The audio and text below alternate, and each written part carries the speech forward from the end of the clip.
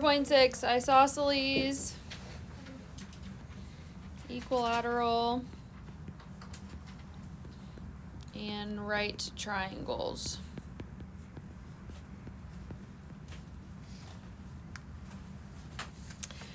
Okay, so the first ones just want us to solve for x and y, so whatever like the missing pieces are, that's what we're solving for. So number 8, a triangle.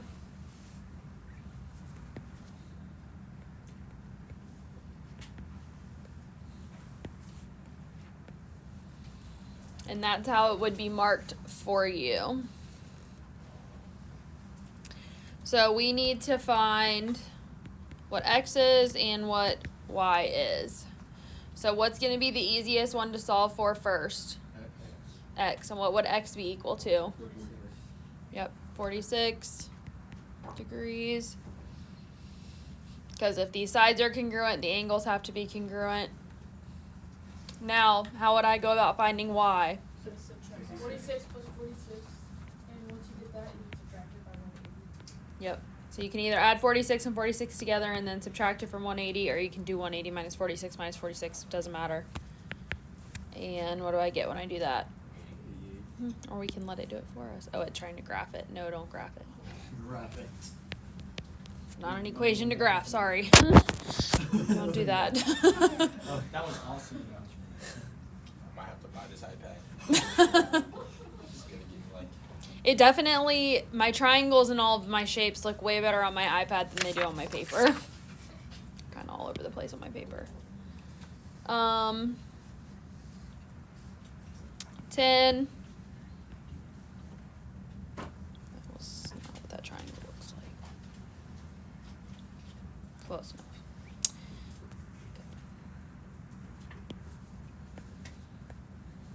When you're just going to have to take that the markings are true and not what my triangle looks like.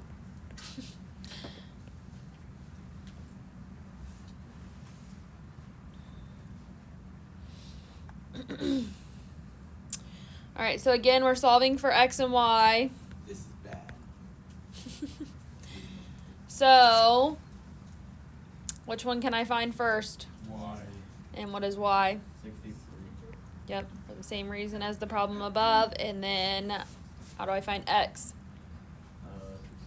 180 minus 63 minus 63. Yep.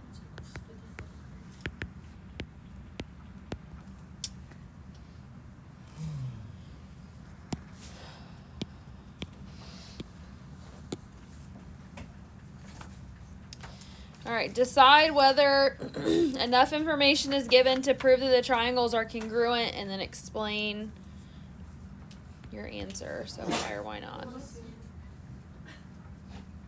make me blush.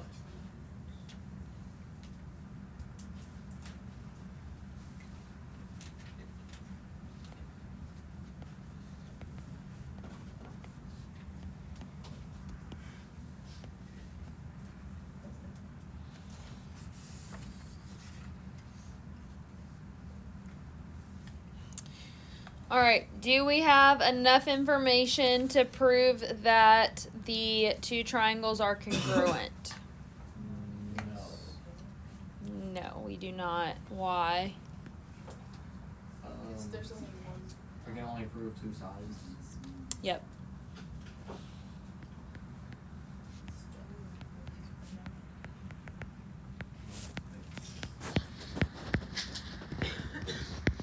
Yep, we only know that two sides are congruent, so we cannot prove that the triangles are congruent.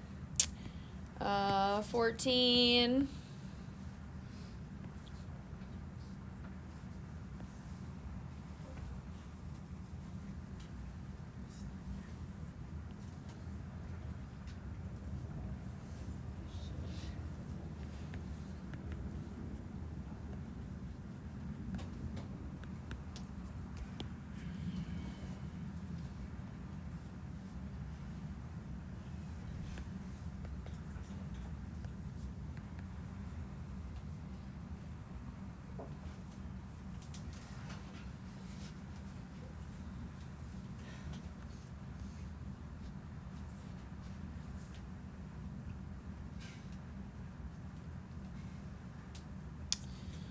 All right, do I have enough information on this one to prove that my triangles are congruent? Why? Yep, side angle side.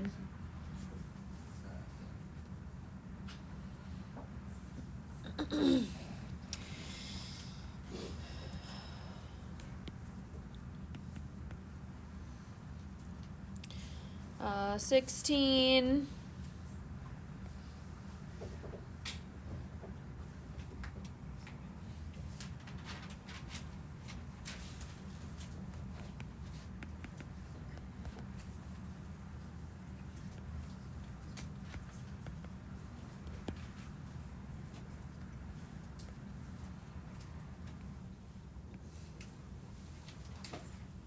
Guys, come on.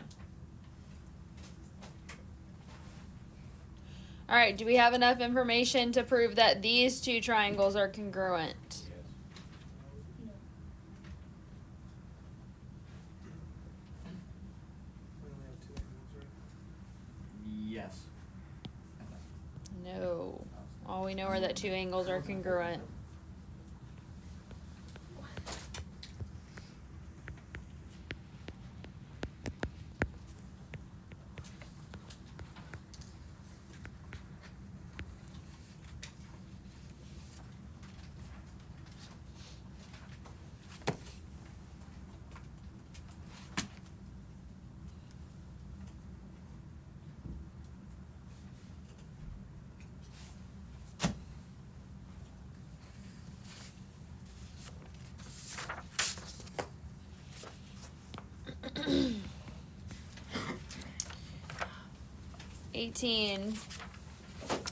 Find the value of x.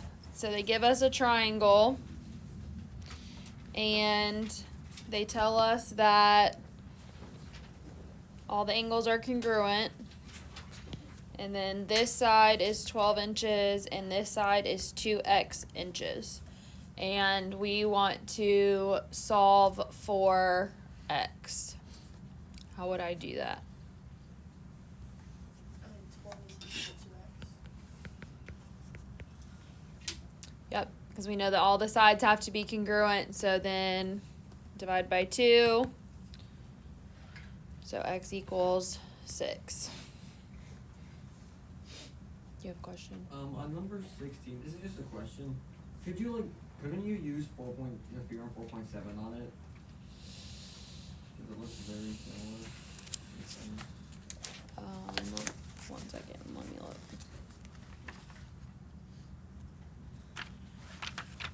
So that's what I was looking at too, because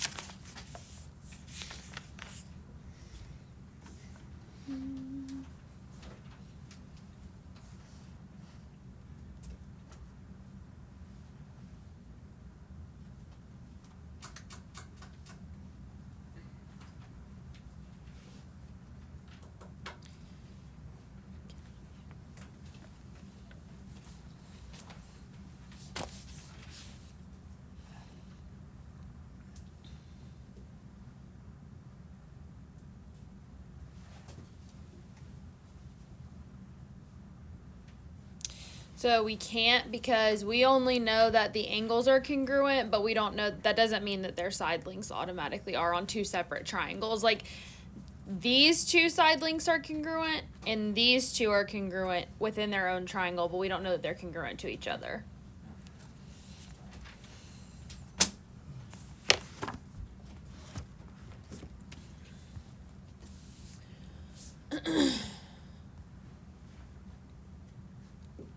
Okay.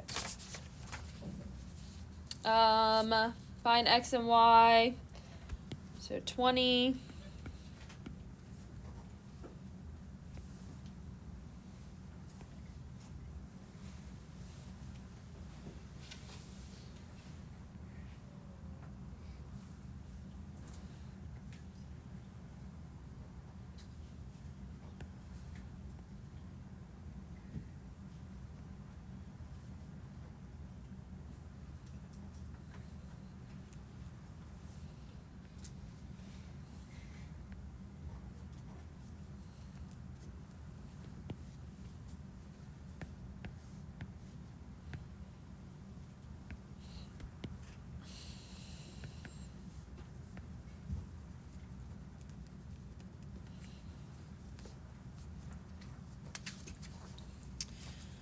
Okay, so they give us this basically 3 triangles attached to each other. They tell us that this side and this side are parallel with their symbols that they give us, and then we have 5 sides that are all congruent to each other. So, what do we know then has to be true about x? It's 60 degrees. Why? It's part of an equilateral triangle. Yep, it's part of an equilateral triangle that has angles of 60 degrees each in there. So x has to be 60. So then what does that mean about y? It's 60 degrees because corresponding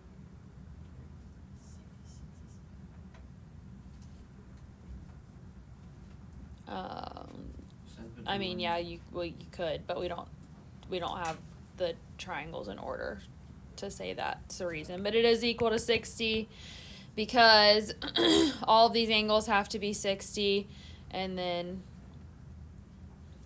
we would have with the, it is corresponding angles, but not CPCTC. On the same side of the transversal, they have to be, or wait, no, hold on. Not that, but if we know that this angle is and these sides are congruent, then that means that the angles opposite of them have to be the same. So the angle opposite this one has to be the same. Because that transversal's in a weird spot. That's why I was like, yeah.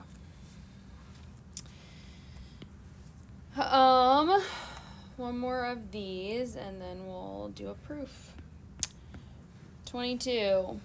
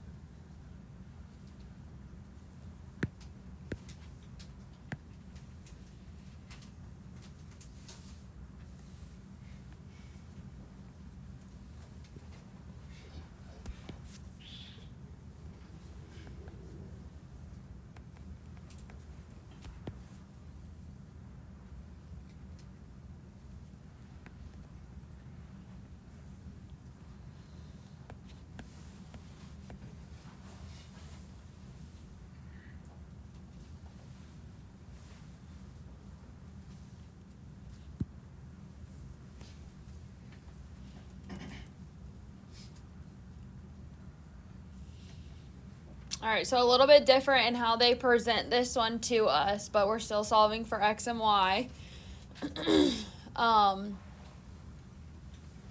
So to do this, it might be easier to think about, obviously this is all that they gave us, but for me to say this is A and this is B and think about it this way, because I'm trying to find x, but just off of what I have, it's not like explicit as to what it would be. But what do I know has to be true about these angles right here? They're supplementary, so they equal 180. So then I can find A, and what would A be equal to? 40 degrees, because we got 180 minus 140 equals 40 degrees. So then I know this has to be 40 degrees in here. What does that mean about this angle? It's also 40 degrees. May or may not need that, but more so just FYI. So then, now I can find x. How would I find x? 180 minus 80. Yep, 180 minus 40 minus 40. So that's why I do need that one technically. So then x is equal to what? 100 degrees. And then now I need to find this one over here. 140. I mean, 40. Yeah, so this, because we know these sides are the same here, their angles have to be the same. So that means this angle also has to be 40. And then for the same reason here, it's supplementary, so then y has to be equal to 140.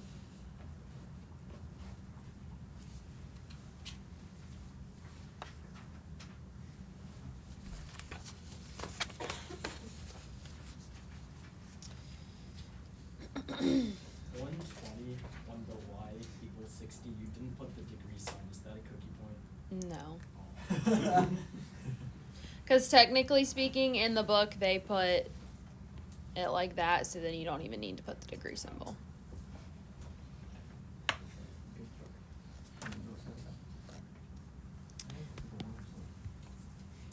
All right, 34.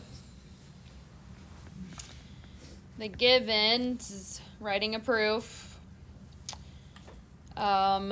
VW is parallel to ZY. UV is congruent to XW. UZ is congruent to XY. And then VW is perpendicular to VZ. And then VW is perpendicular to WY. And we're trying to prove that angle U is congruent to angle X.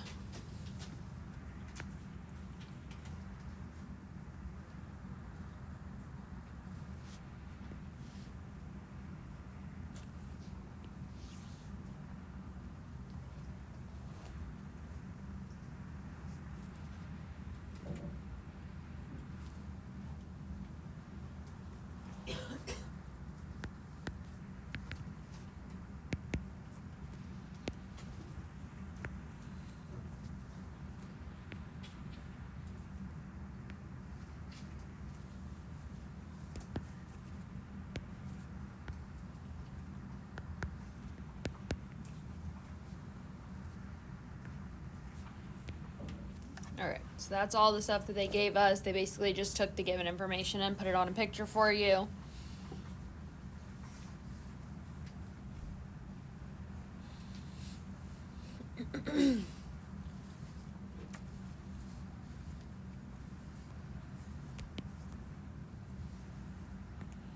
So set up your proof.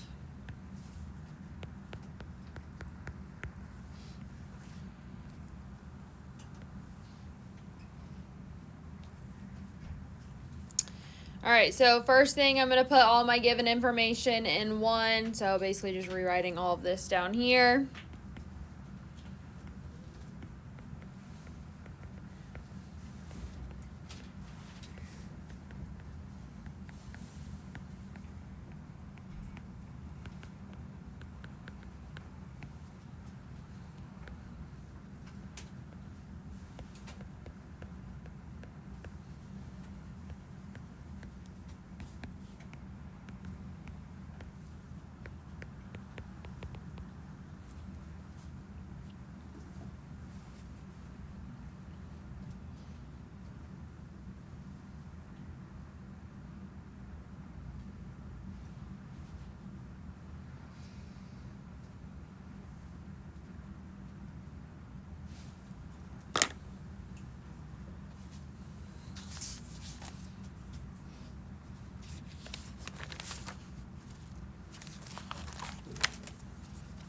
Alright, any idea what else I could say off of my given information? VC is congruent to VC and WY is congruent to WY. I mean, I can say that, but I don't need that. VW is equal or congruent to ZY. I don't know if that's true or not. Could be, but not necessarily. How about something else that's perpendicular?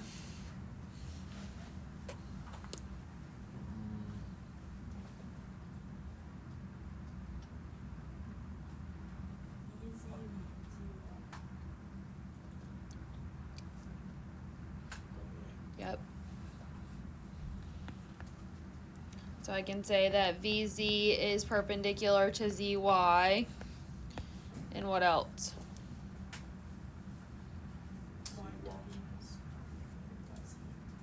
Yep. WY is perpendicular to ZY. What allows me to say that?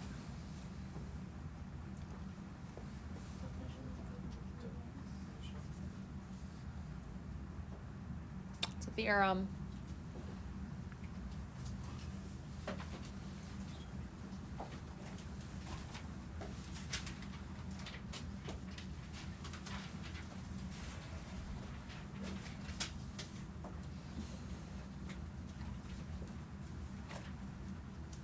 It's a theorem with a name.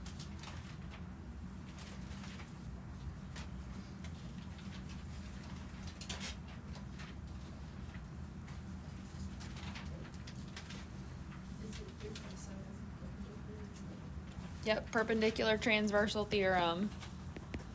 Actually, I'm gonna do it this way.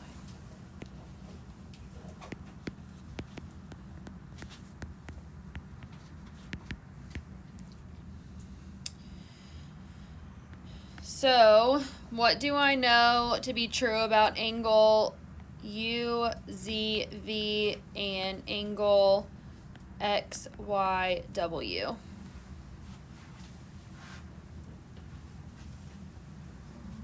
What are they? Right triangles, yes. Yep, they're right angles. Right triangles. How do I know that? Because of the 3.2.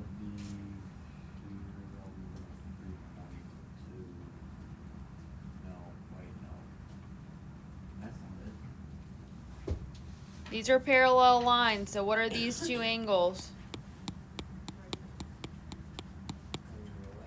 Oh wait, there were equal way Alternate what? interior. Yep, alternate interior angles theorem.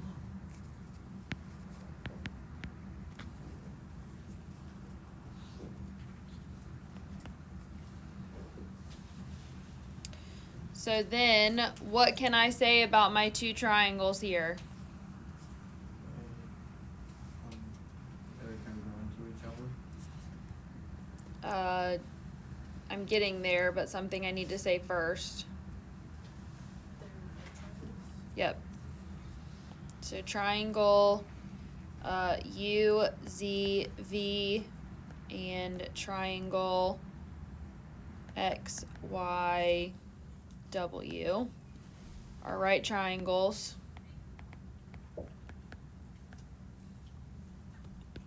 Why? Yep. Definition of a right triangle. Alright, now then I can say that they're congruent. So triangle UZV is congruent to triangle XYW by what? It's one of our new theorems. That's not a theorem. Hypotenuse leg congruence theorem. Yep. So usually just say HL congruence theorem. Or hypotenuse leg, if you want to write it out, you can.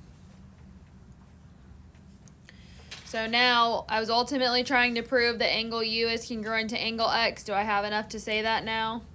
Yes. By what? CPCTC. Yep.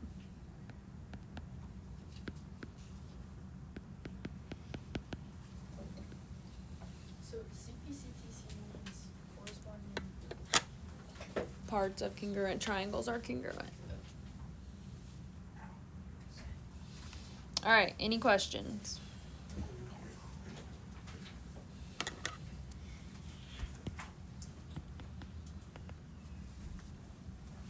Okay, problems 9 through 25 odd, and then 33 and 39.